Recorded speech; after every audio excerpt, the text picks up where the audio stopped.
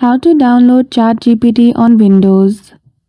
Hello everyone, welcome back to our channel and today we are back again with a new video. So without any delay, let's get into it. For that, firstly open any one of the web browser. I'm using Google Chrome here. After that, simply head toward ChatGPT's website. Type www.chatgpt.com. After that, you will see this screen. Simply click on three dots at the top right corner beside your profile. Once you scroll below, you will see the option of Tools. Simply click on it and there you will see the option of Name Window. Choose that option and simply name this window as ChatGPT and click on OK.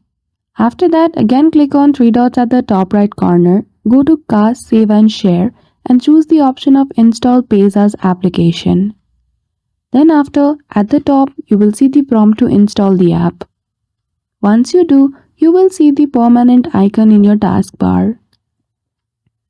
And that's it. I hope you found this video helpful. If you did, don't forget to give it a thumbs up and subscribe to our channel for such tutorial. Thank you for watching till the end.